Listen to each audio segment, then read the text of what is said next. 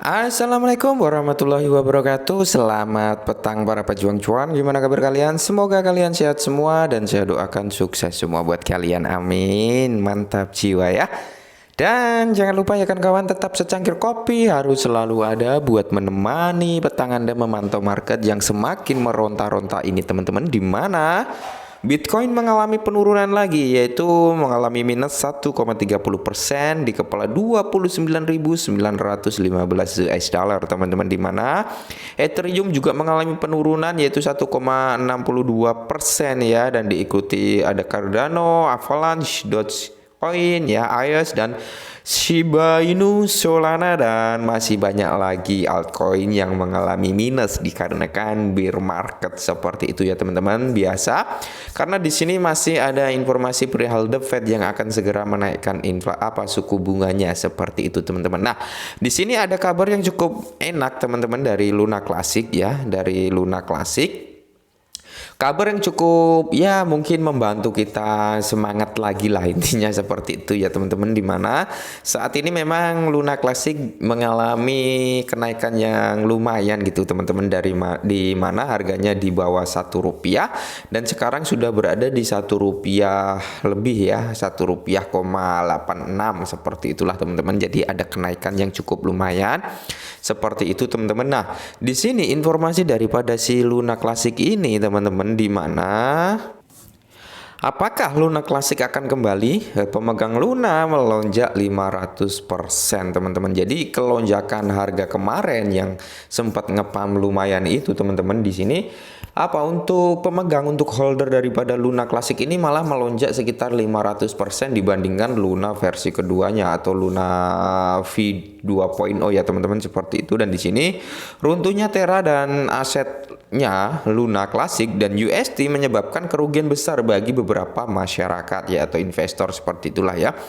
Tidak hanya proyek tersebut menerima reaksi balik, penciptanya bersama dengan keluarganya mengumpulkan reaksi, sementara Korea Selatan terus menyelidiki kejatuhan jaringan Dokwan. Nah, memutuskan untuk meluncurkan rantai baru yang tidak memiliki koneksi dengan rantai asli alias Terra Classic, sementara sebagian besar dari mereka bermigrasi ke rantai baru.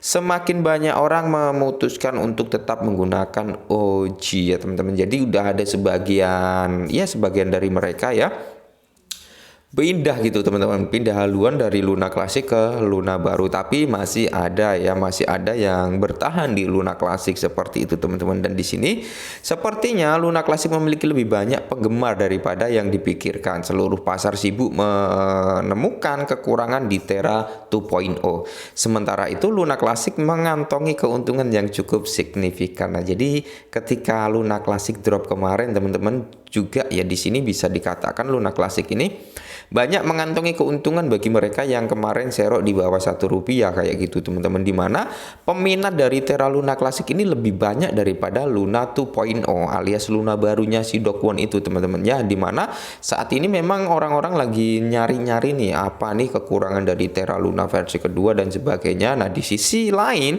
Luna Classic ini malah mendapatkan kayak dukungan nih dari komunitasnya untuk segera bangkit lagi seperti itu teman-teman. Jadi beberapa menunjukkan bahwa Kwon terus menghancurkan tabungannya dan investasi orang-orang dengan Luna 2.0. Akibatnya banyak dari mereka ingin merangkul Luna. Nah, jadi si Dokwon ini menguras tabungannya, informasinya seperti itu teman-teman, untuk mengembangkan jaringan di Terra Luna 2.0. Akan tetapi di sini malah kebalikannya, bukannya Terra 2.0 itu naik, tapi malah Luna Classic yang semakin banyak mendapatkan perhatian daripada orang-orang gitu teman-teman. Jadi sebenarnya kalau dibilang blunder ya memang blunder gitu teman-teman, termasuk dari sisi Binance sendiri ya, atau Changpeng Zhou ya, CEO-nya Binance itu sebenarnya dia tidak ingin adanya Terra Luna versi kedua. Itu sempat kita bahas beberapa hari yang lalu, tapi nggak apa-apa kita diungkap lagi di sini bahwasanya Changpeng Zhou juga menginginkan Terra Luna Classic ini sebenarnya yang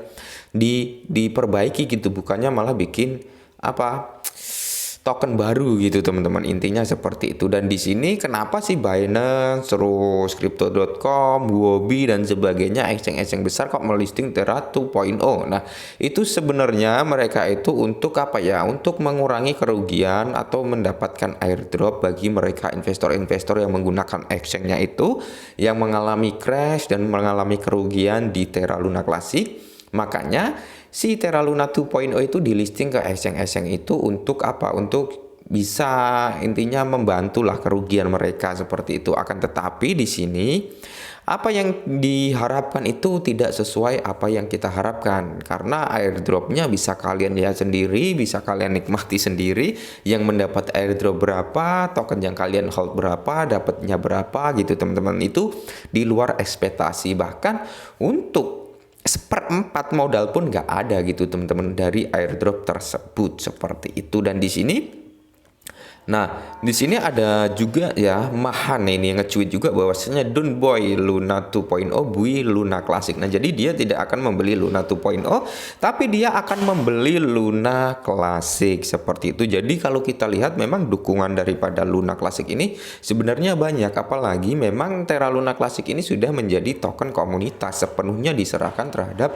komunitas seperti itu teman-teman. Dan di sini setelah crash Terra banyak bursa menjatuhkan dukungan untuk Luna Classic, dan sebagian gantinya menggunakan token baru. Namun 16 bursa terpusat seperti Binance, Huobi, Crypto.com, Bitmart, OKX, Bybit dan beberapa lainnya masih mendukung aset aslinya seperti itu ya.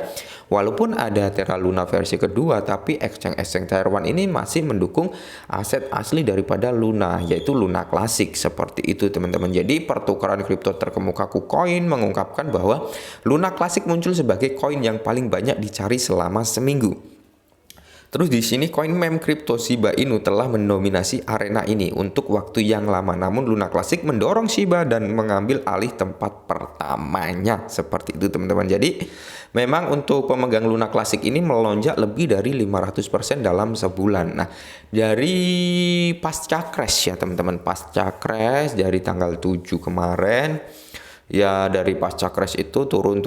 Pokoknya selama 1 bulan ini holder daripada si Terra Luna Classic ini melonjak sekitar 500%. Nah, dari sini bisa kita ambil kesimpulan bahwasanya Luna 2.0 dengan Luna Classic itu dominan lebih condong ke Terra Luna Classic gitu teman-teman untuk para orang-orangnya ya, daripada Terra Luna 2.0 seperti itu. Nah, mungkin kalau menurut saya pribadi kedepannya Terra Luna Classic ini bisa bersaing dengan harganya si Terra Luna 2.0, tapi nggak tahu entah 2 tahun atau 3 tahun ke depan atau bahkan di 2023 bisa jadi seperti itu teman-teman, karena di sini banyak sekali katalis atau para analis yang mengatakan bahwasanya dalam jangka 1 tahun si Terra Luna ini bisa menyentuh ke harga $1 ya. Kita aminkan saja seperti itu teman-teman. Itu sebenarnya dukungan untuk Terra Luna Classic masih tinggi ya teman-teman seperti itu, dan mudah-mudahan perkembangan Luna Classic ya bisa mengembalikan modal kita dan sebagainya kayak gitu teman-teman ya. Nah, ini adalah informasi tentang Luna Classic kali ini, semoga bermanfaat. Salam cuan.